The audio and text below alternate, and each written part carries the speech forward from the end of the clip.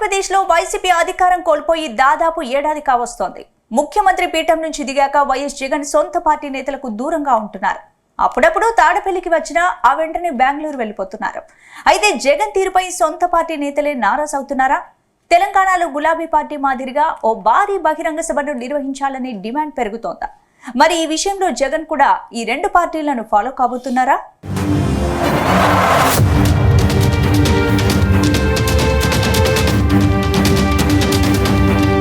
ఆంధ్రప్రదేశ్లో వైసీపీ అధికారానికి దూరమై ఏడాది గడుస్తోంది.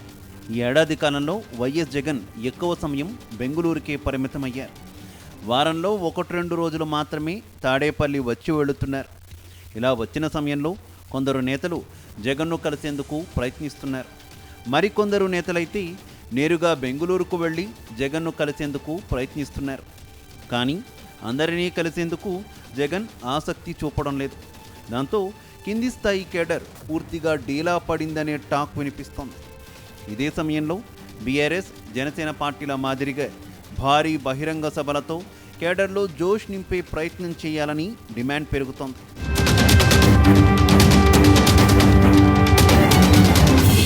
ఇక తెలుగు రాష్ట్రాల్లో రాజకీయ పార్టీలు ప్రతి సంవత్సరం భారీ బహిరంగ సభలను నిర్వహించడం సంప్రదాయంగా వస్తోంది.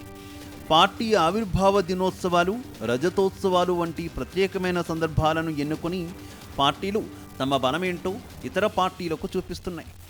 ఇటీవల ఆంధ్రప్రదేశ్లో జనసేన పార్టీ మార్చి 14న భారీ స్థాయిలో సభ నిర్వహించి కేడర్లో కొత్త ఉత్సాహాన్ని నింపింది. ఇదే తరహాలో తెలంగాణలో గులాబీ పార్టీ కూడా ఏప్రిల్ 27న రజతోత్సవాన్ని ఘనంగా జరుపుకుంది. ఆ సభలో మాజీ సీఎం కేసీఆర్ ప్రత్యక్షంగా పాల్గొని గులాబీ దళంలో కొత్త ఉత్సాహాన్ని నింపారు.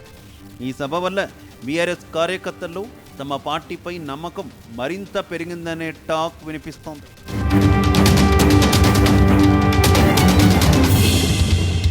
ఇదిలా ఉంటే వచ్చే నెలలో టీడీపీ మహానాడుకు సిద్ధమవుతోంది.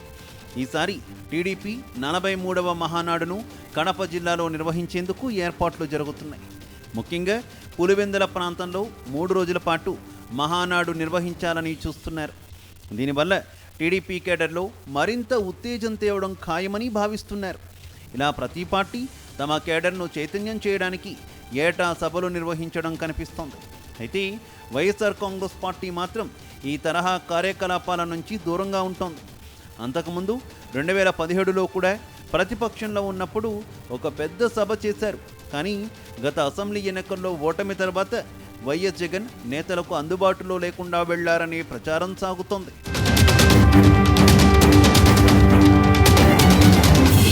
మొత్తం మీద అన్ని రాజకీయ పార్టీలు నిర్వహించే బహిరంగ సభలతో కేడర్లో మంచి జోష్ వస్తుందని లెక్కలు వేసుకుంటున్నాయి. కానీ వైసీపీ మాత్రం ఇలాంటి కార్యాచరణల పట్ల ఆసక్తి చూపడం లేదని పొలిటికల్ సర్కిల్స్లో చర్చ జరుగుతోంది. ఈ చర్యలతో నేతలు, కార్యకర్తల మధ్య సహజమైన అనుబంధం కొరవడుతోందని సమాచారం. ప్రతి ఏడాది పార్టీ సభలు నిర్వహించి పార్టీ శక్తిని పరీక్షించుకుంటే ఆత్మవిశ్వాసం పెరుగుతుందని టాక్ వినిపిస్తోంది. మొత్తంగా వైసీపీని తిరిగి అధికారంలోకి తీసుకురావాలంటే ఇలాంటి సభలు అవసరమనే అభిప్రాయం వ్యక్తమవుతోంది. చూడాలి మరి జగన్ ఎలాంటి వ్యూహాలతో ముందుకు వెళతారు.